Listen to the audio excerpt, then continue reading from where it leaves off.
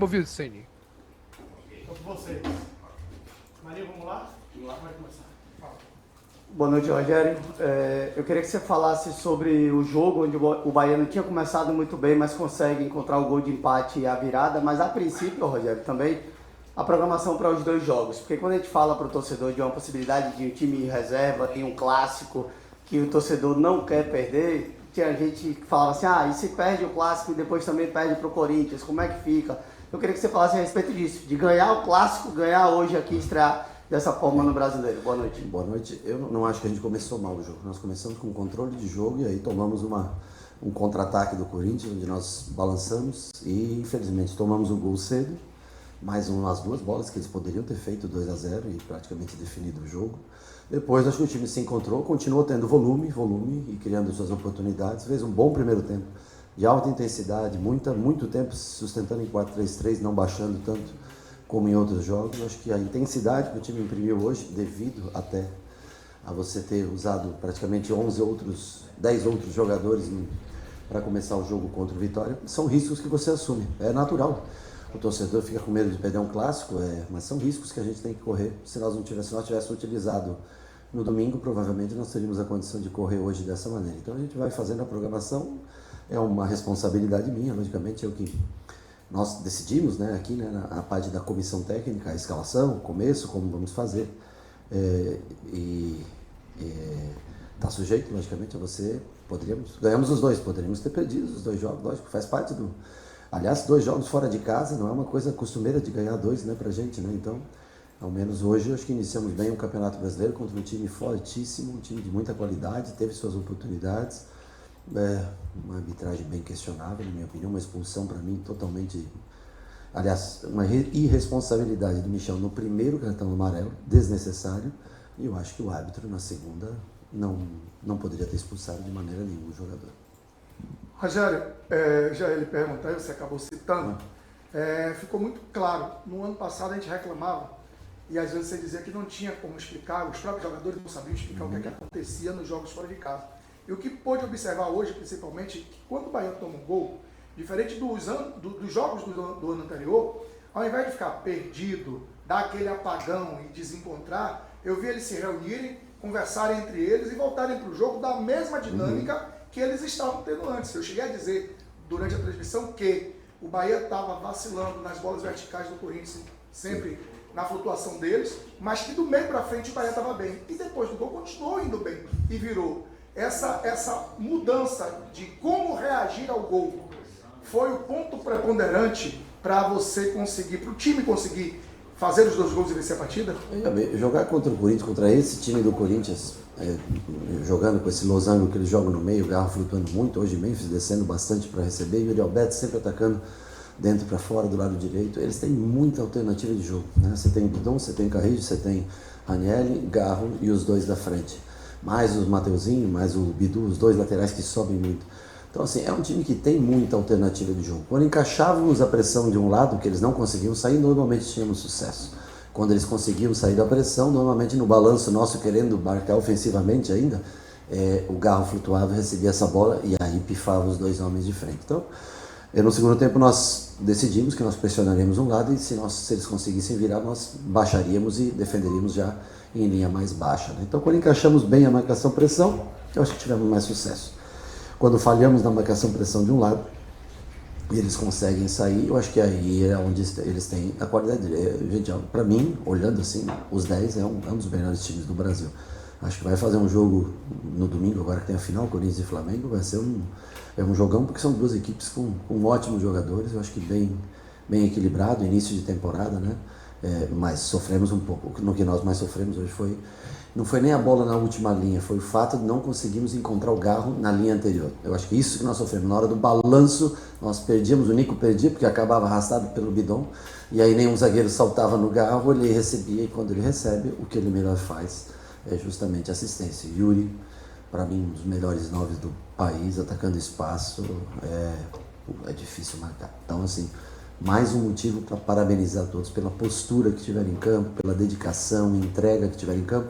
Claro, o resultado corrobora com tudo isso, mas a postura foi fantástica. O começo do segundo tempo, sim, nos perdemos um pouco, até que tomamos aquela pressão inicial, Depois fomos nos achando, nos encontrando, uma pena a expulsão que atrapalhou o andar do jogo.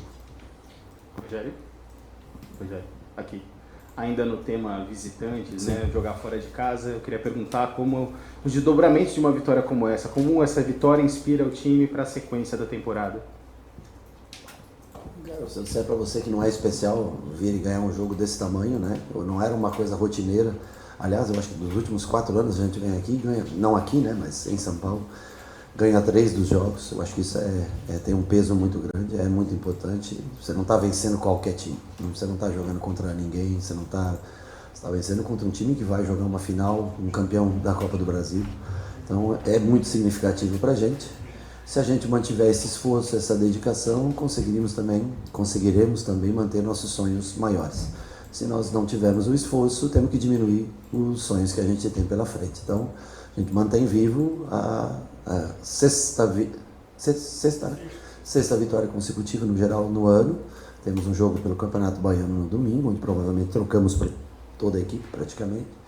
E depois temos o Fluminense em casa pela segunda rodada do Campeonato Brasileiro, que venceu o Grêmio hoje, né? Então, lutar, mas é importante. Vencer o Corinthians aqui, com a torcida que tem, empurrando todo o tempo até o final.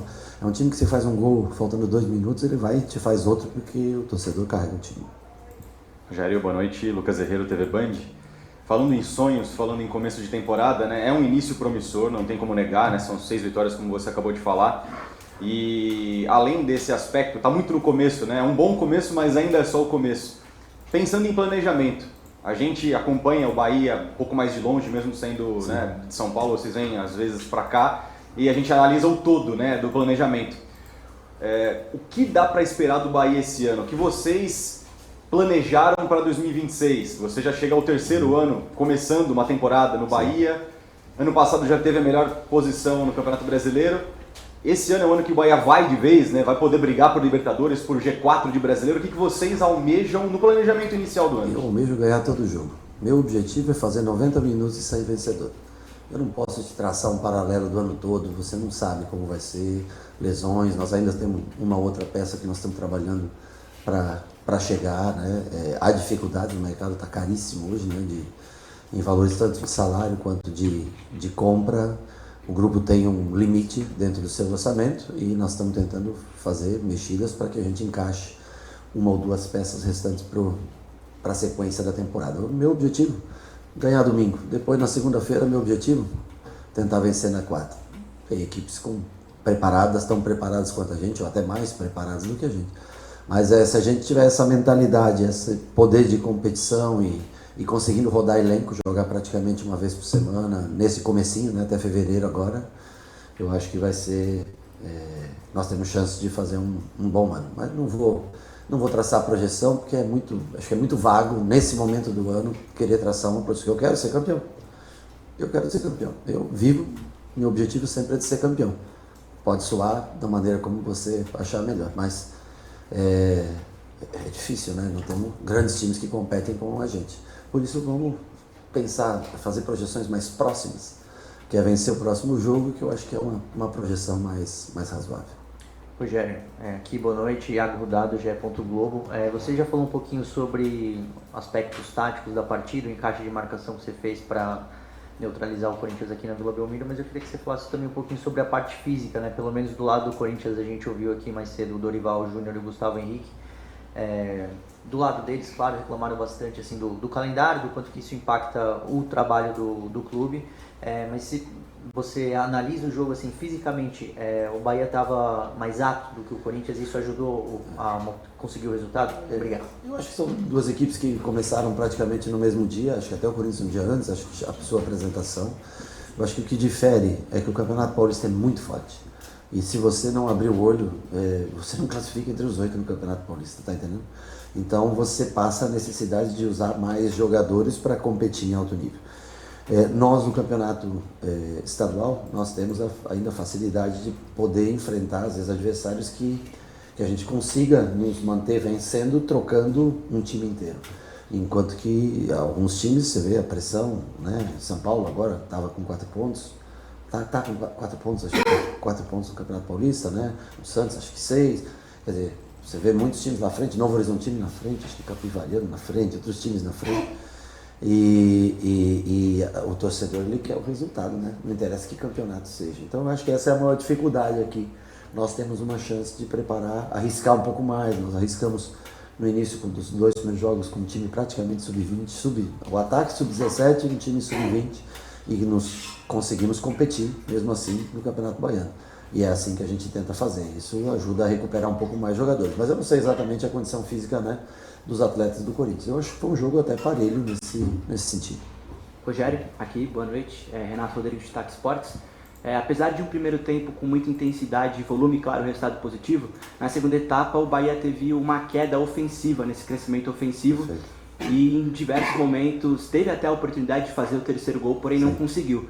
O que você acha que você precisa fazer, o que pode mudar para que nos próximos jogos, em cenários com contextos parecidos, o Bahia consiga fazer diferente até ampliar o marcador? Aproveitar melhor as oportunidades, né? No primeiro tempo nós tivemos alguns contra-ataques bons, né? Saindo com Ademir, com Pulga, uma escolha ou outra mal feita, uma que o Pulga traz para dentro, o Juba passa praticamente sozinho e o Juba traz para dentro e tenta finalizar. Então a finalização ainda, a criação é relativamente boa.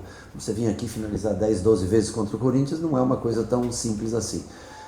Mas a gente tem que ter uma melhor qualidade na finalização.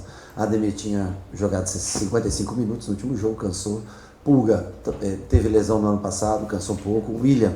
Então os 3 da frente realmente cansaram, mas fizeram um trabalho muito importante no primeiro tempo de marcação, isso também leva ao cansaço. A pressão feita por eles diminui o ímpeto do Corinthians e também cansa um pouco mais. Então fizemos as trocas, um menino ainda super jovem, de 17 anos, que é o Del, que entrou, fez um gol no Clássico no domingo passado, mas ainda é um pouco verde para um jogo dessa envergadura, desse tamanho, né? Aí nós adaptamos o Michel, tínhamos o Cauê, mas eu não queria botar 2 garotos, um de 16 e um de 17 anos, para fazer uma mesma linha contra o Corinthians, jogando fora de casa. Eu achei um pouco demais para esse momento, né? E o Kiki, que também está chegando. Então são jogadores que o Kiki deixou tudo em campo, muita vontade, muita dedicação, mas ainda requer um pouquinho mais de treinamento dentro do sistema que a gente joga. Rogério, com relação à lateral, você escolheu o Gilberto e já tinha falado de que a gente ia se surpreender com o Roman. Sim. Né? Como é que fica essa briga, no bom sentido, na lateral direita? Qual é a projeção para a temporada para esses dois? Como todas as outras, eu acho que como Caio Nico, como o David, Gabriel Xavier, como foi Canu e Santi, como é Juba e Iago, cada um tentando jogar uma, como é Sanabria voltando com Pulga, como é Ademir, com Kiki. Nós estamos tentando ter 2 jogadores por posição e tentando criar esse terceiro jogador com jogadores da base, né? O Del ser um terceiro 9, o Cauê ser um terceiro pela direita. Numa ausência, numa lesão, nós temos esses jogadores prontos para jogar. O Juan Pablo, uma pena, vai ficar um tempo afastado agora, né? Um jogador que talvez dos jovens o mais desenvolvido fisicamente, mas vai ficar um tempo fora, isso não foge do controle, né? Um David Martins para ser uma terceira opção, às vezes até 4, porque o meio nós temos, né, 7 peças para jogar no meio. Então é o que nós estamos tentando criar, uma cultura que eles saibam o sistema de jogo, que eles sejam a terceira peça da função, e no caso o Del hoje está praticamente sendo a segunda peça da função, né? E é uma posição que a gente procura mais um jogador, não porque o Del pode estar ali, pode estar presente, mas eu acho que nós não podemos tê-lo como a necessidade de resolver todos os nossos problemas. Seria até injusto com o garoto. Mas a briga do Gilberto com o Roman, eu defino o Gilberto como um jogador muito técnico, que tira improviso de muito lugar, consegue jogadas onde não há mais passe, ele acha. Tem uma dificuldade maior na parte defensiva, mas fez um bom jogo hoje. E o Roman, muita intensidade, muita juventude, defende melhor, é um cara que é mais intenso, mais coeso, e não tem a mesma qualidade técnica ainda desenvolvida que o Gilberto tem. Então nós vamos trocando de acordo com os jogos, cada um vai jogando uma, até que o momento que os dois estejam uma temporada mais à frente, dependendo do tipo de jogo, é usado um ou outro. 2 em 1, Rogério, porque você acabou citando 2 coisas que eu queria perguntar. Uma você trouxe para um outro lado. Você falou de trocar. E lá atrás, no início do ano, você disse que a possibilidade desses meninos jogarem mais seria dada em função do que eles apresentassem dentro de campo. E você gostou do que eles apresentaram. Sim.